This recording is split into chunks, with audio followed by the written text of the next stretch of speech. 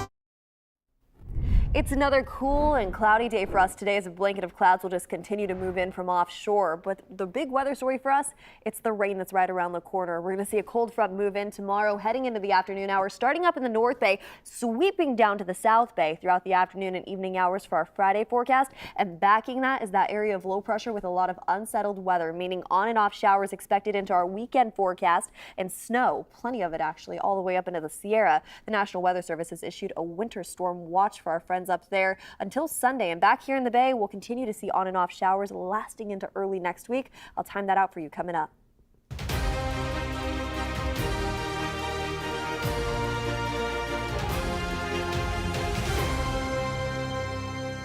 It took more than 2 weeks to make it official, but California voters have passed Proposition 1. The measure allows the state to borrow more than $6 billion to build thousands of housing units and add mental health treatment beds. You can see just how close the results were. They're separated by fractions of a percent. Governor Gavin Newsom called this a huge victory for tackling homelessness in the state and the biggest change California has seen in decades. San Francisco voters have passed Proposition F. That measure requires drug screening and drug treatment if deemed necessary for people receiving cash assistance from the city. Supporters, including Mayor London Breed, say it's about reducing the record number of overdose deaths. But it's also led to some pushback. Workers with San Francisco's Human Services Agency say short staffing is making it difficult to do their jobs and nearly impossible to implement the city's new drug screening law. Our Amanda Harry spoke with some workers who are asking the city to make a change. Shut it down! More than 100 City of San Francisco Human Service Agency workers filled the pavilion outside the department's headquarters to demand better working conditions and more staffing. They keep moving me from department to department to help different areas of need because we just don't have enough staff. So all of us feel like we're doing the jobs of 2 to 3 different people, and that's just not fair. Thank you for coming out. Alejandra Calvarone is a child welfare worker. She says the department is severely understaffed, and it's impacting their ability to serve those experiencing hunger or homelessness. She says when they were fully staffed and a family came in asking for food stamps, they would be approved in 24 to 48 hours. Now they're seeing approval time take months. That's just not fair to the families. When a family needs food, they need food now. They can't wait 3 months. Calvarone says Prop F could end up putting more strain on the already tapped out system. Starting January 1st, the new law would require HSA to screen applicants for the Adult Assistance Program for drug use and require the applicant to get treatment in order to receive assistance. The city didn't tell us about this. They didn't consult with us. They didn't plan with us. We're not trained. We're not substance abuse counselors. Calvarone says she's worried screening may end up falling on current staff, and that could be dangerous. These are adults, and some of these adults are not ready for substance abuse treatment, don't want substance abuse treatment, and they're talking about cutting that money off, and they're putting us in the middle of that. So we're also here because we're worried about our own safety. In a statement, the San Francisco Human Services Agency says implementation will be complex and require planning, but they do intend to contract out the drug screening and assessments to licensed clinicians. Calvarone believes any additional lag time for people experiencing hunger and homelessness to receive help may result in more crimes. We're going to see more break-ins into cars, more shoplifting.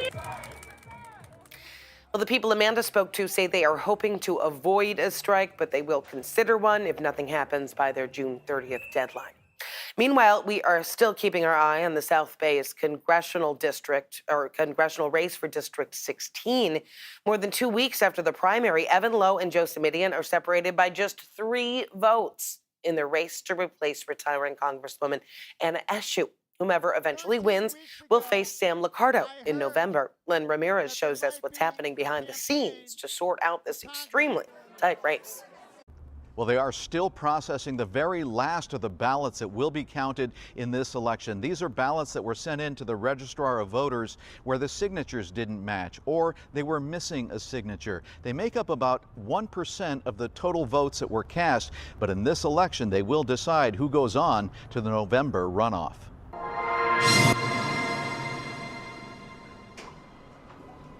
Election workers are hand-loading so-called challenge ballots into scanners at the Registrar of Voters so they can be counted and help decide who moves on in the congressional 16 race, Joe Simidian or Evan Lowe. It's a race that's still too close to call. On the line is the right to move on to November and challenge frontrunner Sam Liccardo for the seat in Congress. Right now we have 1,025 ballots that are still unprocessed, 1,000 of which are what we call challenged. It's a process that could go on for weeks. The registrar is required to contact the voters whose ballots are in question and attempt to verify the signature. Voters might even have to come to the registrar's office in person and cure their ballot. The same thing is happening in San Mateo County, which makes up part of the 16th district. So we're in the process of reaching out to those voters to make sure that they are in fact the ones that sent in those ballots.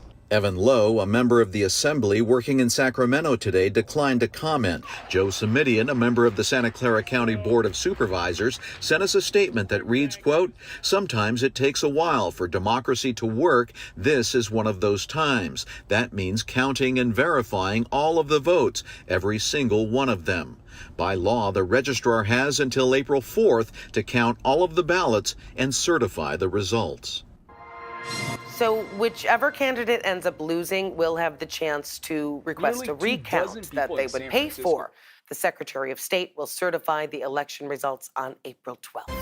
Still ahead, our Matt Lively did not turn to the analysts to fill out his March Madness bracket. He hit the streets. Hear which teams the Bay Area community has picked to reach the Final Four. And a reminder, you can stream CBS News Bay Area wherever, whenever. Catch all of our live newscasts plus news and weather updates throughout the day. You can find us on the free CBS News app or on Pluto TV.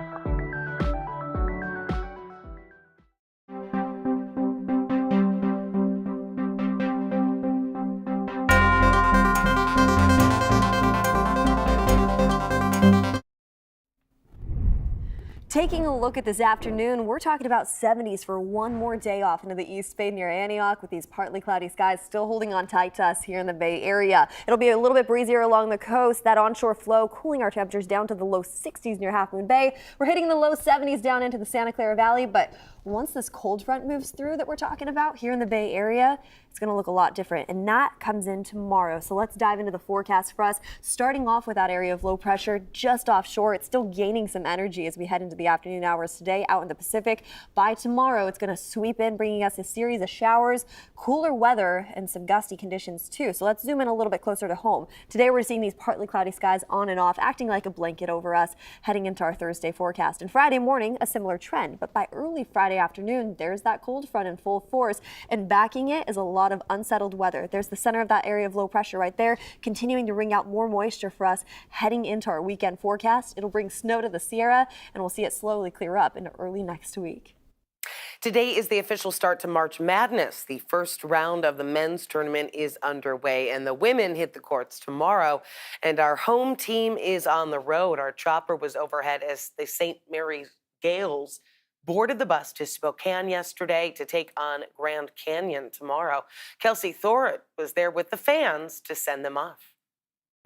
Well, St. Mary's men's basketball team couldn't leave campus without one final send-off celebration with fans ahead of their first round NCAA tournament game this Friday. Both fans, old and young, came out here to wish the team good luck, and players told me they couldn't be more excited. SMC! SMC! SMC! SMC! With cheers chanting, pom-poms waving, and even some furry friends wishing their best, St. Mary's men's basketball fans did what they could to send off the team in style. Thank you so much. I think it's really cool, especially we have such a small campus, such a small community, and so it's really cool to see our team representing our school out there. Die-hard fans from across the community came out to wish the team luck. Antonio Vernon and his son James were able to make it over after James got out of school early. They told me they've gone to almost every home game this season together and can't wait to see how the team does in the tournament. Might not have a big league like SEC, but definitely can play. Donna Allen was also on campus to send off the team. She told me she's been watching the games for decades. She even went to the WCC Conference Championship game in Las Vegas and will be heading up to Spokane right after the team to cheer them on in person this Friday. It's fun to be part of it. You know, you just get caught up in being part of it. And you get to know the players.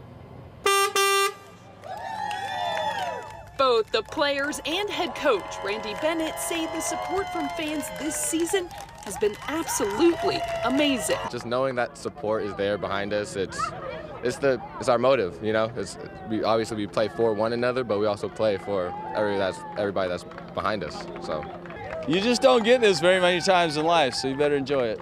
And many of these fans told us that they are hoping to go up to Spokane for the game. They're expecting a huge presence of St. Mary's fans up there, and many of them told me they're hoping the team does well enough that they'll be able to follow them to the next location for the more advanced rounds. That will be in Los Angeles. The Stanford women will also be representing Northern California in the tournament. The 2 seed will play Norfolk State tomorrow at Maples Pavilion. Well, the time to fill out your March Madness bracket has closed, but before tip-off began, our Matt Lively was searching for a little help to fill in his bracket, so we hit the streets of San Francisco to get some advice. Clemson, New Mexico. Oh, man, New Mexico. Why? Man, where they got defense, bro? Northwestern. What do you like about the style of their play? There were some experts, I guess, roaming around the Bay, and others who definitely didn't realize what month it was. Wisconsin, James Madison. Is that college? Yes, it's March Madness, man. Yeah, see, I don't really know too much about college. Want to help me with my March Madness bracket? I have no idea about anything in sports. It was great introducing San Franciscans to March Madness. This is the first time you've ever filled out a bracket? Yeah. This is very exciting for you. No idea what's happening. What's this for? Some people came in with personal biases and bracket strategy. I feel like 2 seeds after the first or second round could be kind of faulty. It feels like discrimination against the 2. 2 is second best, right? Oh no! Oregon already got eliminated. What? By who? I don't know. Someone in the Mission. They picked South Carolina. How do you feel about that? Bad. Down with the Gamecocks. Which is the cutest name? The Kansas Samford. Samford's a cute name. No, sounds like a waspy guy. Our bracket was really coming together. St. Mary's versus Baylor. This is to go to the Final Four. I have no idea. You got to pick one. All right, this is the Gales and this is the Bears. Baylor. I don't even know what that is. You don't know what the Final Four is? No. Seriously? I'm serious. It's March Madness. No clue. All right, you're making our Final Four pick. UConn, Baylor. Baylor. Our national championship was set. Baylor versus Gonzaga. How much college basketball do you watch? None, absolutely none. All right, so you're the expert for this. It's got to be Gonzaga. You're going Gonzaga? I'm going Gonzaga. Why? Because it's got a cooler name. Yeah, they have about as much knowledge as I do. But we asked San Jose Mayor Matt Mahan for his bracket picks. He says he's not had a lot of time to watch college basketball lately, so he kept his picks a bit conservative.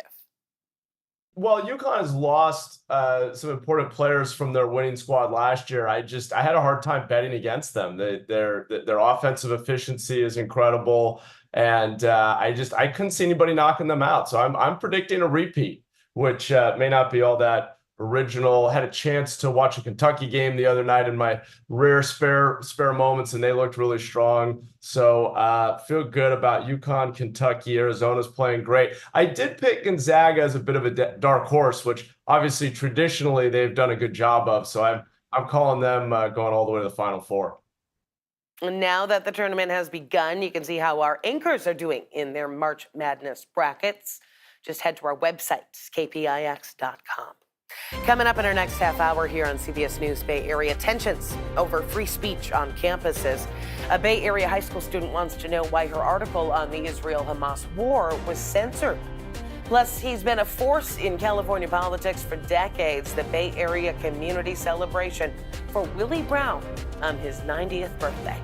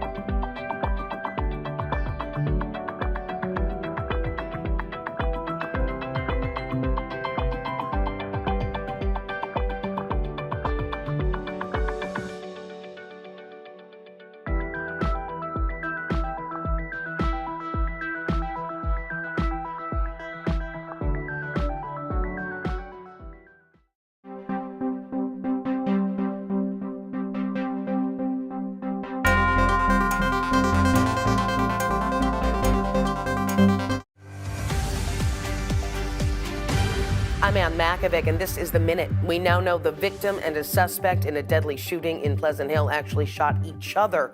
Police say two men were trying to rob Peter Popovich, who worked as a delivery driver for a legal cannabis business. Popovich died in that shootout. One suspect died at the hospital. The second suspect still on the run. A person accused of vandalizing more than a dozen cars in San Francisco's Richmond district is now in custody. Police believe 22-year-old Ociel Torres is responsible for slashing the tires of at least 20 cars in the neighborhood. And the Powerball jackpot now up to $750 million. Nobody matched all 6 numbers in last night's drawing. According to the Powerball website, the odds of hitting the jackpot are 1 in 292.2 million. Next drawing is Saturday. The Bay Area's only primetime newscasts at 8 and 9 p.m.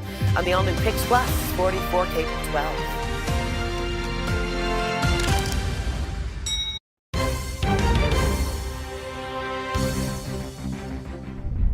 Heading into the forecast today, we'll see partly cloudy skies widespread throughout the Bay Area as we're gearing up for a cold front moving in for our Friday forecast. And a cold front's going to bring in a series of things for us here in the Bay. Cooler weather inevitably, but also some rain and gusty conditions to accompany it too. And here's what it's looking like as we head all the way into our Friday forecast. Starting up in the North Bay, just into the early afternoon hours, that's where we're getting hit with some light to moderate rain first. And that sweeps its way down into the South Bay, heading into the afternoon hours for our Friday forecast. And that's going to last with a lot of unsettled weather moving its way in from the back end of it all throughout our Saturday and Sunday forecast too. So on and off showers are expected for us heading into our weekend forecast. Did you notice all that purple up there? The Sierra is getting hit with some heavy snow right around the corner too. I'll show you that in just a second, but taking it back to the Bay, because of those on and off showers, it's not that consistent of rain. So we're only going to get close to around an inch up into the North Bay, and we're actually going to pass an inch closer to the Santa Cruz Mountains, all the way down into Ben Lomond, and less impressive numbers the more east we go. That's worth noting as we head into early next week, just by Monday. And speaking of early next week, that's when that winter storm warning will expire. Right now, it's still a winter storm watch issued by the National Weather Service. It should get upgraded pretty shortly, and they are expected to see anywhere up to around 3 feet of snow. It's some of the highest elevated areas up there, but for the most part, if you plan on driving past the Donner Pass, keep those chains ready to go on those roads because they're getting close to around 20 inches expected, anywhere from there stretching all the way down into Kirkwood and Twin Bridges as well. It's going to be an impressive storm up there for them heading into this weekend's forecast. Back here in the Bay, our temperatures are going to drop quick as we head into this weekend. So enjoy what we have today. This is probably the last time we're going to see some 70s off into the East Bay for a while near Antioch, upper 60s near Concord, where yesterday we were in the 70s, and all the way down into the Santa Clara Valley we go. It's actually a similar trend. 72 today near San Jose. And then watching in the next 7 days, that cold front sweeps in and we're left with upper 50s as early as Saturday. It luckily averages out into the low 60s into early next week, and that'll be felt also along the coast in the Bay too. And we have some more unsettled weather lingering into mid next week with showers in the forecast for us all the way into Wednesday. The tensions over the Israel-Hamas war have put a new focus on the issue of free speech on college campuses. The UC Regents delayed voting on a policy that would limit political statements on university websites. Distribution, and that you are welcome to observe the meeting, but please respect the members of the public body and other members of the audience who are here to observe the meeting. Should you continue to disrupt, we will recess and have police officers clear the room. Shortly after that moment yesterday, the Regents called a recess as protesters continued to disrupt the meeting. The proposal would ban academic departments from expressing opinions on university homepages, such as a recent statement on the UC Santa Cruz Critical Race and Ethics Department site that called Israel's continued bombing of Gaza genocidal. They're set to take up the issue again in May. This comes on the same day Jewish lawmakers announced a bill aimed at protecting the right to free speech at public colleges and universities in California. It would require campuses to update their codes of conduct to ban violence, harassment, intimidation, and discrimination that interferes with free speech. It comes after more than 100 pro-Palestinian demonstrators shut down a talk by an Israeli speaker back in February by breaking down the door of UC Berkeley's Zellerbach Playhouse.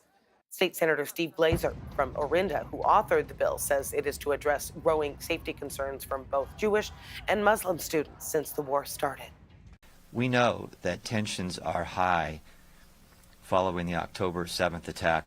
Even in these difficult circumstances, all students should be able to freely express themselves without threat or intimidation, especially on college campuses.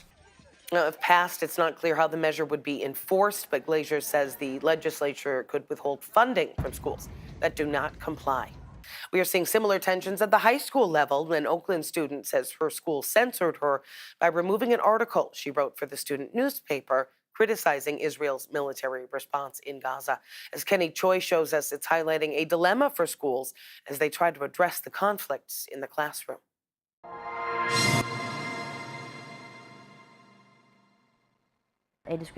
High school senior Aliyah Sharif is searching for answers after an article she wrote was removed from the school newspaper's website. I'm definitely being silenced and censored. Soon after the Scribe, Oakland Tech's student-run paper, printed and distributed its January edition, complaints highlighting the comparison of the death toll in Gaza to the Holocaust got the attention of school and district officials. I don't see it as anti-Semitic at all. I'm not preaching any hate in my article about the Jewish community at all. Kyle Melton emailed school officials demanding the article be taken down immediately. He cited one of the lines stating, quote, "The ongoing killing rate suggests that the death toll could surpass that of the Holocaust." To say it could surpass that of the Holocaust in which 6 million Jews died, I think that's intentionally incendiary, and a teacher should have spotted it and censored it. Melton also balked at the article's opening line, characterizing Israel as an apartheid state. Because of this hateful rhetoric, it's becoming commonplace for public discourse and being trivialized by the rest of the world. And it's really dangerous. This is not the California I grew up in. When pressed, Melton acknowledged defining apartheid is debatable. Meanwhile, Sharif remains critical and is confused about OUSD's decision.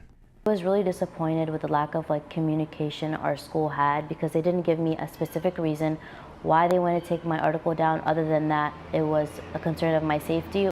Oakland Tech's principal and the Oakland Unified School District declined interview requests, choosing to send this statement that reads, "We will always support our students' First Amendment rights, and the safety of our school communities is paramount." Sharif and her father want a more detailed explanation from the district, saying there was no response when they asked for a meeting to discuss the decision.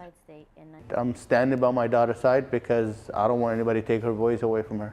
Melton agrees Sharif deserves at least a meeting and a further explanation.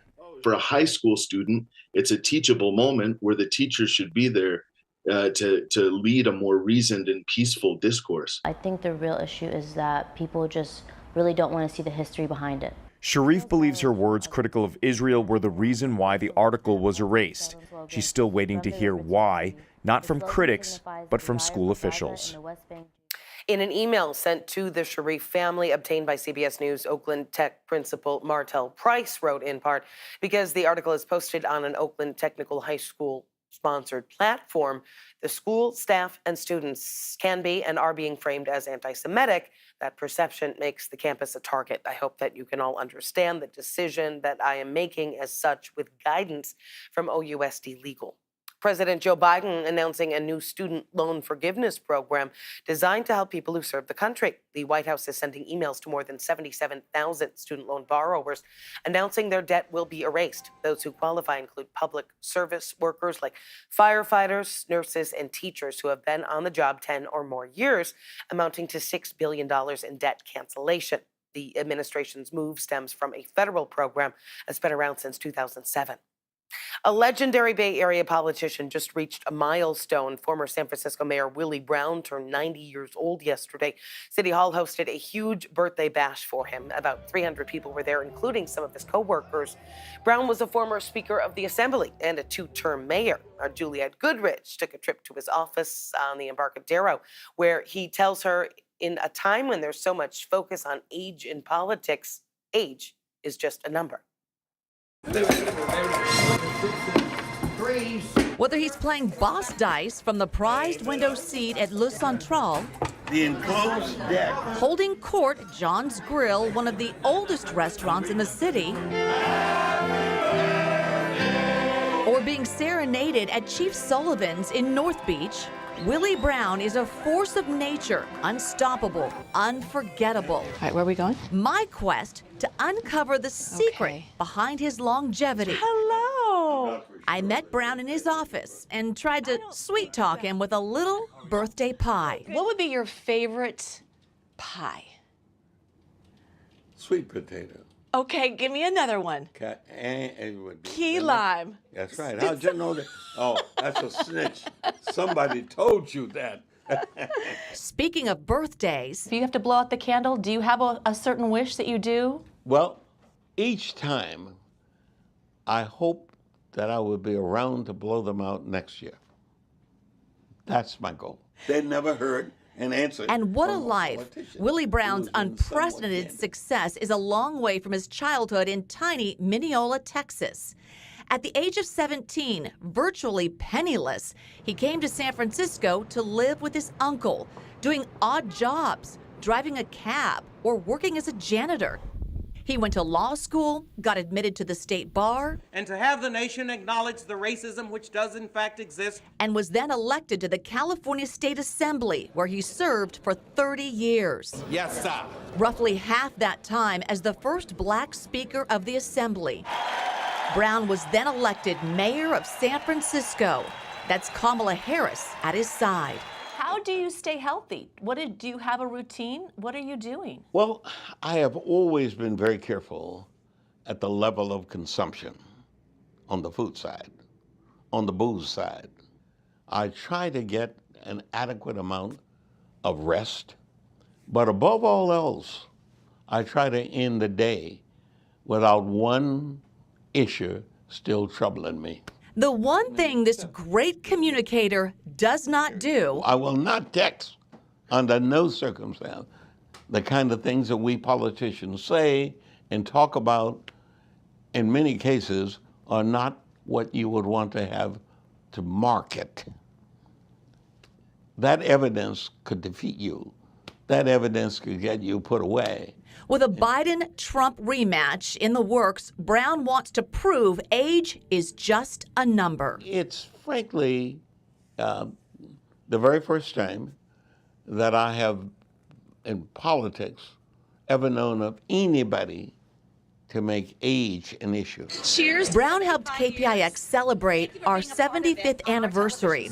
Now, our turn to toast you. 90 years of an unparalleled life.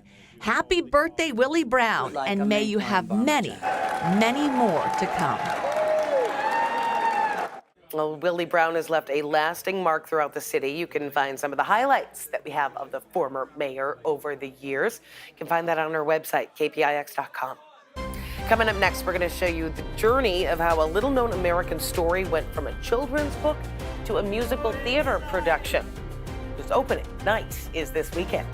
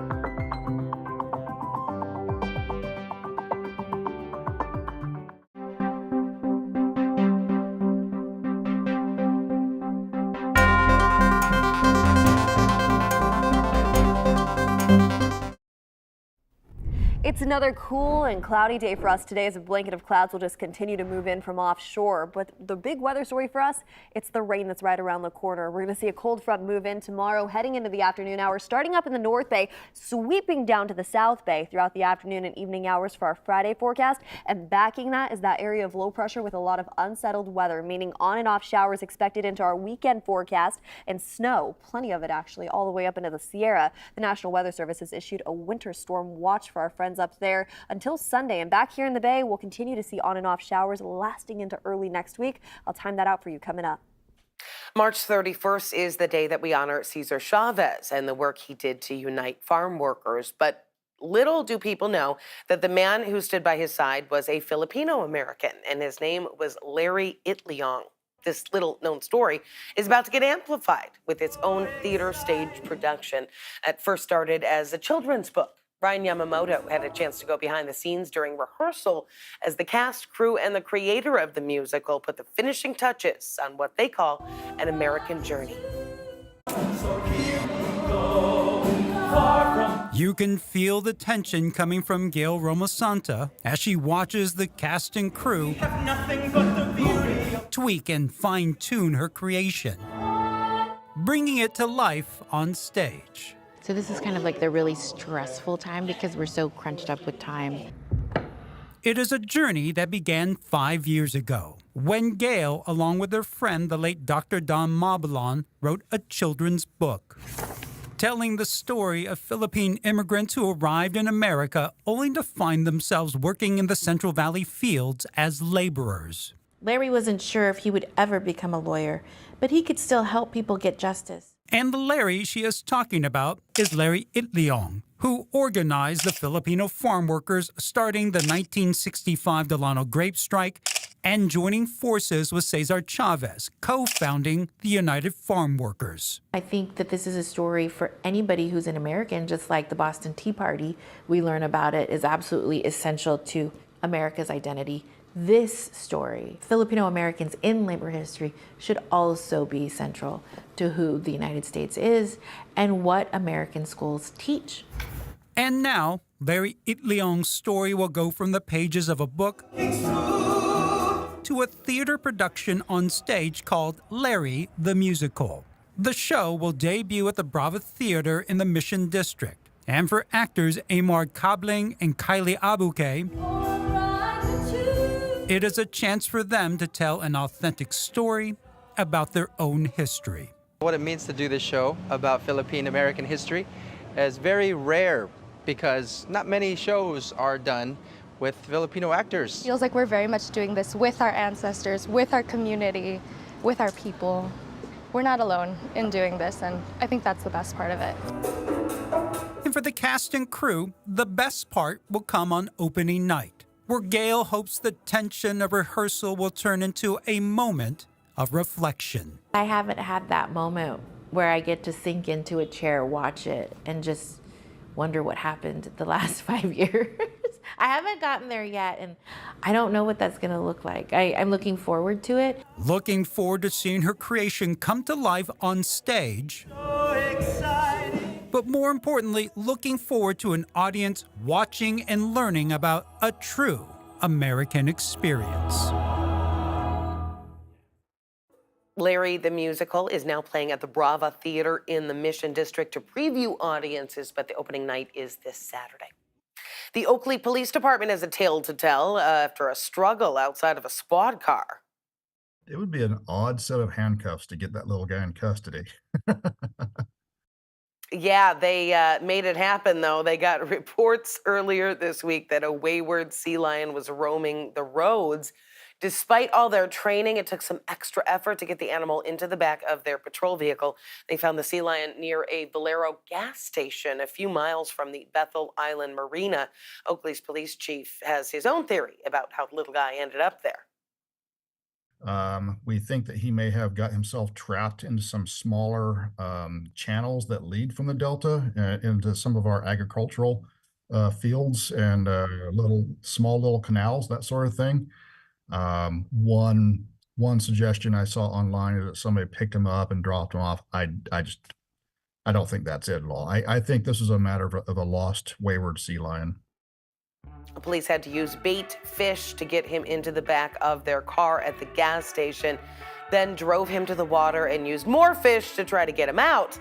They released him near a boat ramp and he hopped back into the water.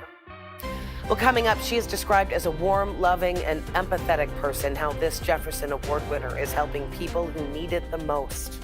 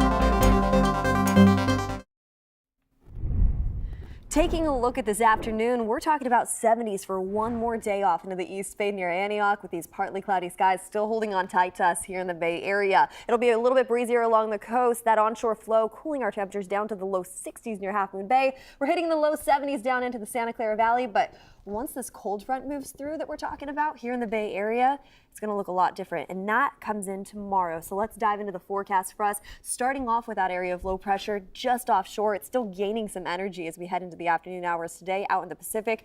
By tomorrow, it's going to sweep in, bringing us a series of showers, cooler weather, and some gusty conditions too. So let's zoom in a little bit closer to home. Today, we're seeing these partly cloudy skies on and off, acting like a blanket over us, heading into our Thursday forecast. And Friday morning, a similar trend, but by early Friday afternoon, there's that cold front in full force, and backing it is a lot of unsettled weather. There's the center of that area of low pressure right there, continuing to wring out more moisture for us heading into our weekend forecast. It'll bring snow to the Sierra, and we'll see it slowly clear up into early next week.